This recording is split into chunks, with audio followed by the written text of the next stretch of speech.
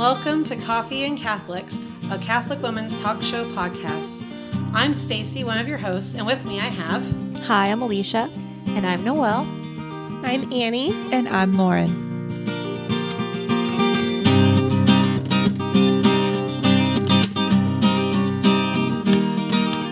Hello, and welcome to Coffee and Catholics. Today we're going to be talking about what we do when doubt enters in our faith life.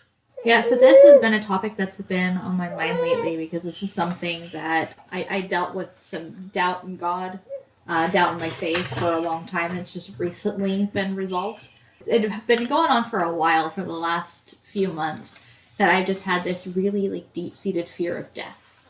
That I'm just so terrified of, anytime something popped up on the news or on my YouTube feed, or somebody started talking about somebody dying, I start thinking about me dying, and I'm just absolutely horrified of it. And I realized that there's a trust issue there that I have with God.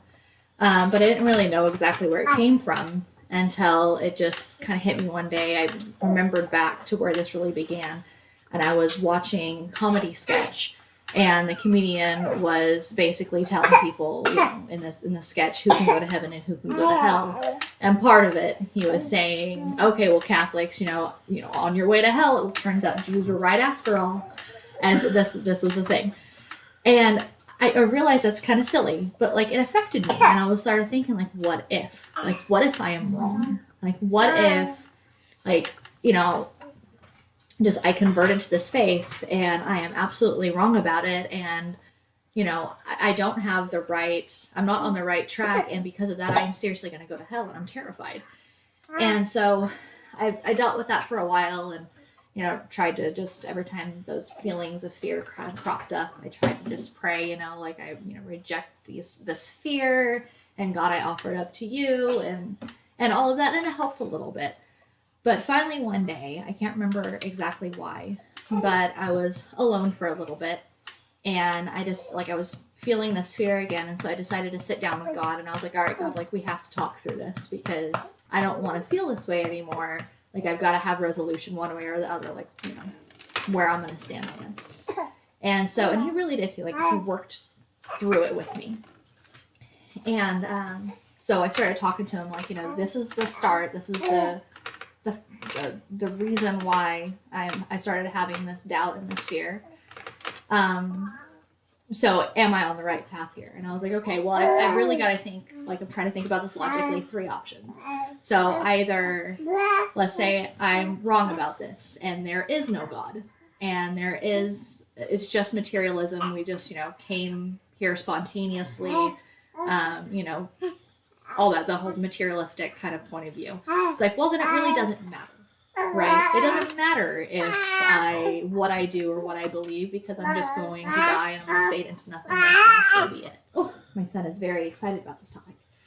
And I was like, okay, well, then that's kind of a wash, right? So option 2, there is a God, but it's just a cruel joke that he played on us, and he put us here, and he doesn't really care about us. He's not a personal, loving God. In which case, I don't think he would have made himself really known. And if he did, it would just be torturous. And I know, I thought about sometimes it can feel that way, right? When we're, going through really, really tough times, we're why, God, are you letting me go through this? But I personally experienced way too much of the goodness of God to know that is not the case. Mm-hmm. And even if it were, it wouldn't matter what I did, because it wouldn't be up to me. It would be, either I just fade into nothingness because God doesn't care about me anyways, or I'd go wherever he wanted me to go because he didn't let me know what to do because he doesn't care, right? So the only other logical option I have is a third option, that there is actually this loving God that I learned about and I grew to love, and I'm falling in love with more and more. And, my feelings about the issue do not dictate reality. I have these subjective feelings about it, but there's this objective reality out there that there is a loving God, and he cares about me, and he has made it known to the world how he wants us to act, how he wants us to love him and love one another. And, I've found that in the Catholic Church. This is the church that Jesus founded, and I know this because I was let me tell you, when I came into the church, I was very skeptical, and I wasn't going to believe a faith that was not true. And I believe wholeheartedly that I found that. And once I like really worked through that with God, like it was just like a complete reversal. And now, like, you know, I'm not scared of dying anymore. Like, I mean, there's still like a twinge of that, like, you know, that unknown, like what exactly is going to happen. I don't know. So there's a little bit of the fear of that for me, but I don't have that mistrust, I think, in God anymore about whether or not he's really there or whether or not he really loves me. And so for me, like that was this topic has been on my mind lately. And I love that God did that for me, you know, like, Well, listening to you, I think about C.S. Lewis, because he has a whole, he has a whole philosophy or saying about, either Jesus was a liar, a lunatic, or really who he said he was. And, you talked about your three options, and that was exactly where I went. Yeah. And, a lot of people say, well, Jesus is just a really good guy. He was a prophet. Well, he couldn't be a really good guy because then that means he was lying to us or he was crazy. I mean, you can't be a really good guy and lie to everybody that you're around. Mm-hmm. And so I really heard a lot of that in what you were saying, and I think that's really cool. I feel like we could just wrap up the podcast right now because what you said was so beautiful and so anointed by the Holy Spirit and so common. Mm-hmm. And it's common in our pews. There are so many Catholics that are terrified or who don't know if they're believing the right thing and who are scared they're on their own path. I think it's more common than we even know. Confirmed Catholics who just weren't catechized or just because the one thing that you said that I really it was the whole thing was incredible, but you touched on something that's the hinge for this entire issue. It's the experience of God's love. What convinced you? Was it all of the intellectual study that you did? Was it all of the RCIA classes that you took or all these podcasts you listened to, which I know you do and you still do. She's a researcher, people. She look at amateur apologetics. So she does all this stuff, but that's not what convinced you, Alicia. Mm-hmm. What convinced you, the hinge, was your experience of God, your experience of his love. And that, the doctors of the church have said that is what changes us and makes us believe in God. Not all the evidence that he leaves behind. It's the experience of his love in an intimate and personal way. And it's like in every podcast, we seem to circle back to this idea that we need to be experiencing the love of God. How can we experience the love of God? Because that is clearly his will. He went out of his way to take flesh, to become the lowest of the low so that we could touch him and that he could touch us. So I just think it's so beautiful that's such a scary place to be in your mind because I've been there before. Especially when you've already affirmed that faith and you're walking in it and you're raising your kids in it. And to have these moments where you're like, what if this is all just an illusion? And I'm just I'm a Kool-Aid drinker. Don't laugh. People, you thought that way too sometimes. We've all been to that point in our lives for various reasons. And all that it indicates, it doesn't indicate that there's anything wrong with us or wrong with you or wrong with our listeners. It indicates that there's like you said so beautifully, there's an area of hurt and lack of trust in our heart that has yet to be experiencing that love of God. Mm-hmm. And it's crying out for it. It's saying, and it's coming out as an intellectual doubt for people who have affirmed, the Catholic faith. Mm-hmm. I just think that everything you said was so perfect. Again, we keep adding to it, but it was just so beautiful. Yeah. Well, and I love that God allowed it to happen. Mm-hmm. I say this now because I'm not in the throes of it right now, but I love that God allows us to be hurt. I love that God allows us to be in those moments where we are doubting and we are hurting and we are all of that, because that is where the most beautiful transformations happen. And at least for me, they have. And just that he allows us the freedom of questioning him. Mm-hmm. He's not this tyrannical God who's going to be I've known people before who's well, if God really loved us, then he wouldn't let us make mistakes. He wouldn't let us turn away from him. He wouldn't do all of that, because he wouldn't want us to hurt. I'm like, God doesn't want us to hurt, but he allows it to happen because he knows that that's how we're going to get to him in many cases. And I mean, honestly, I'm thankful that he allowed me to go through that, because that is just one more thing that in the future, I'm sure I'm going to doubt again. I pray that I don't, but I'm sure it's going to happen because I'm a human. And I can look back to that and be like, God, you showed me, you walked me through that, you know? One of the things that you said is, getting closer to God through the hurt, because we experience his love. But I don't know how many times I've been hurt by somebody that I care about. And then while I'm thinking about that and bringing that to God, realizing that I've probably hurt God in that way, if that makes any sense. Oh, yeah. Especially when I'm frustrated with my children, I feel like they're not listening. I'm like, God, this must be how you feel. I'm like, we don't listen to you, we don't do what you ask, but you're still there loving us. And when you said that you appreciate that he lets us experience that, that's what I thought about, is like how often a lot of my hurt and my pain, I realize that's what God must have experienced or experiences every day with his unruly children. There are many saints that felt that way.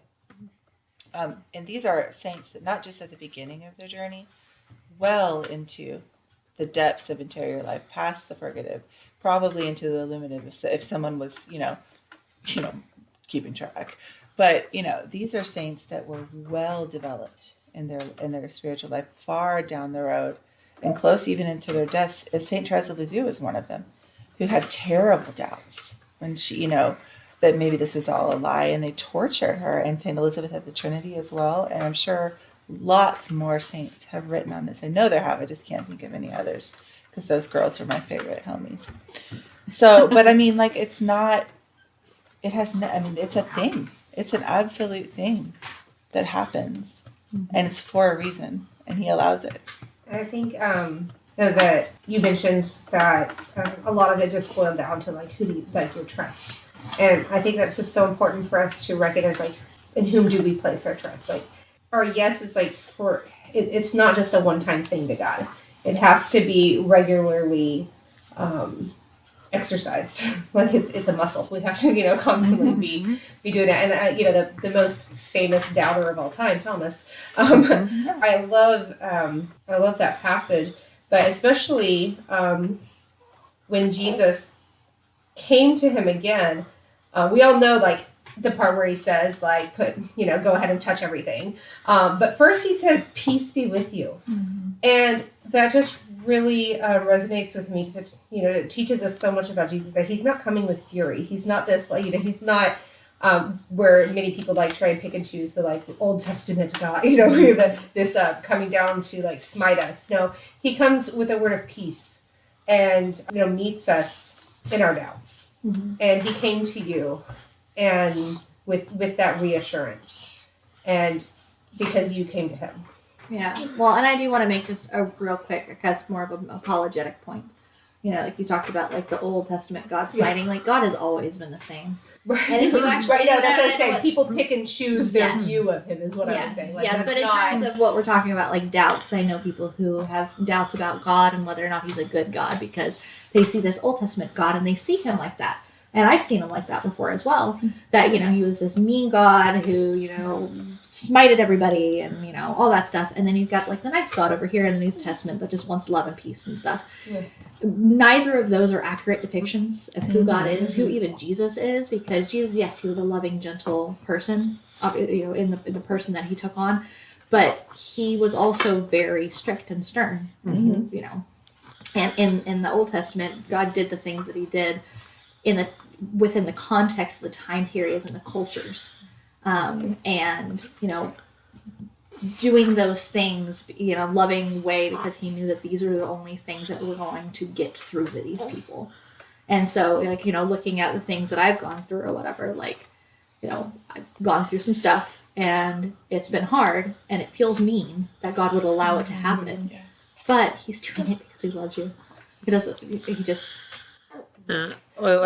I love how Father Mike in his Bible of the Year podcast explains, yes, the trust thing. like and like he talks over and over again about how I know this Old Testament sounds like really bad, but he was dealing with these people where they were, and that's how God comes to us. He comes to us where we are, and and he's always waiting for us where we are too. This, like you said, that was the people of the time. It's, people of the time. I think we weren't talking on the podcast, but we were having a personal conversation earlier about, even saints were products of their time period. And, maybe they have these really good spiritual works and then maybe not so nice things said on the side, but they're a product of the times. And even in the Old Testament, so those people that God was leading were products of their time. And a friend of mine pointed out to me one time, this is, and that was an unredeemed world too. Right. So it's a very different, how they interact with each other and things is because you didn't. There was no Holy Spirit. Right. There was no, breakthrough. There was no Christ. So it was a different world. And also when you were talking about God, kind of, one of your possibilities being God or just like one of his playthings. I automatically thought of Greek and Roman and Norse mythology where the gods just like came down and hung out with humans however they felt like for their own pleasure. And or dealt, sent things to humans just to see what would happen. And that was also a pre-redemptive worldview. Yeah. And people were sacrificing their children and make human sacrifices. And God's like, okay, no more human sacrifices. We're going to do animal sacrifice. And then we grow from the animal sacrifice to he sends his only son. And that's the ultimate sacrifice. And he gives himself to us. To plug Father Mike's podcast again. Yeah. It's fantastic. It really is. And one thing he said too about like when Satan came to Eve in the garden, he didn't ask her to question God's existence. He didn't deny that God wasn't all powerful and in charge. He asked her to question his heart. He made her believe that God was holding something back from her or not giving her the full picture. And he caused her to lose trust, as the Catechism said, to let trust die in her heart. And so, I feel like that's a lot of times where a lot of these doubts come from, too. It's like you said, it all comes back to trust. And when it's given in that framework, you're able to see where the wounding is and where the pain of people who have let you down fractures some of that, too. And, it's just... I just love that you said trust. You brought that into it because I think that's part of it. I don't trust you with my death. I don't trust you to let me die a happy death. Well, and I was going to say, and I think fear when you don't have that trust, fear can go rampant, if that makes any sense. And I haven't finished reading it, but there's a book called The Art of Dying Well. And I know because I'm just bringing this up because you're specifically talking about dying for a little bit, but because of resurrection, if we're living the way Jesus asked us to, and we're trying to get closer to him, and there are things that we can do to accept the fact that we are mortal and to enjoy this world and know that it's going to come to an end whenever God decides that it's going to be our time. It's just it's a really good book. I'll even put it in the podcast notes, but because I think dying is a common fear, if that makes any sense. Yeah. We don't always leave things ready for our families, and it's not something we want to think about, but it is something that we do need to think about because forgiveness is very important. We can't go to heaven if we're holding a grudge against somebody. Jesus even tells us that about, if you have an altercation with your brother, it's in the Bible somewhere, I don't remember if it's you, but he says, if you have an altercation with your brother, you have to go and fix that first and then come make your sacrifice. And even in the Our Father, forgive us our sins as we forgive those who trespass against us. It's not conditional. Forgive us and we'll forgive people, or we'll forgive them later. It's as not letting fear dominate, but forgiveness and trust lead our lives. Yeah, and one thing I experienced during this doubting period that I had was how difficult it was to say yes to God when I was doubting so much and I didn't trust him that much and I had that much fear. And I remember just sitting there one day and I was talking to him about this and I was just like, I don't know what to think and I'm really freaked out right now, but I'm going to make the choice. This is really hard, but I'm going to make the choice. I trust you. And like, and this is not to say anything about me. This is by God's grace that, you know, he has led me to the point in my life where I am capable of doing that. Because I couldn't do it on my own for sure. But I think for anybody who's experiencing doubt, it's the perseverance. It's, you know, striving for God through that. And it is hard. And it's, you know, people talk about, oh, well, just, you know, we could say, just trust God, just say yes to him, you'll get through it, that kind of a thing. But it's really more complicated than that because we're human.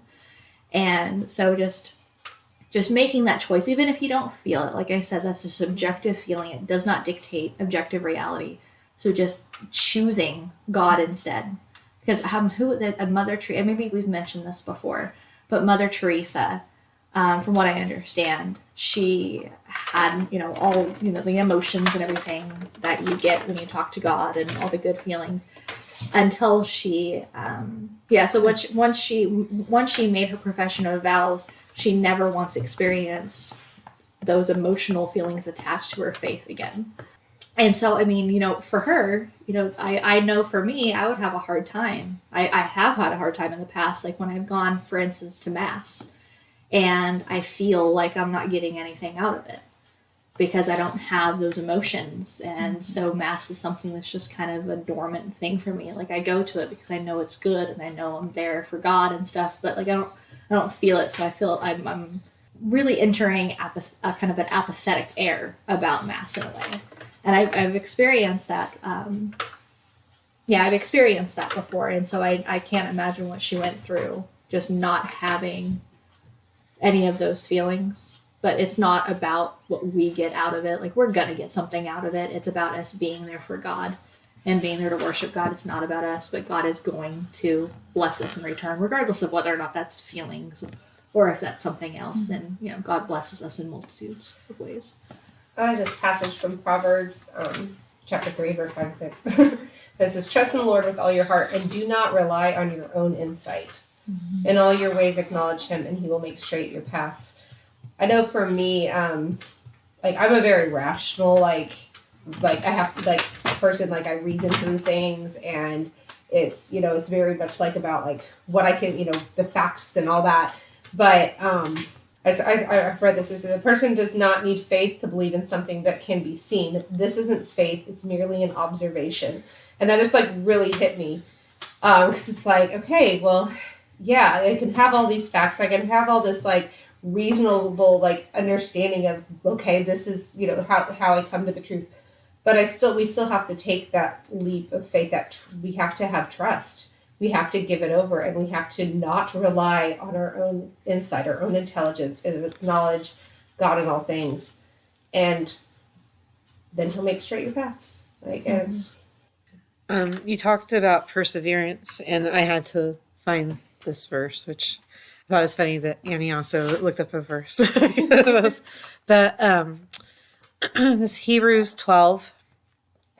Therefore, since we are surrounded by such a great cloud of witness, let us throw off everything that hinders and the sin that so easily entangles. And let us run with perseverance the race marked out for us, fixing our eyes on Jesus, the pioneer and perfecter of faith. For the joy set before him, he endured the cross, scorning its shame, and sat down at the right hand of the throne of God. Consider him who endured such opposition from sinners, so that you will not grow weary and lose heart. And as always, thank you for joining us.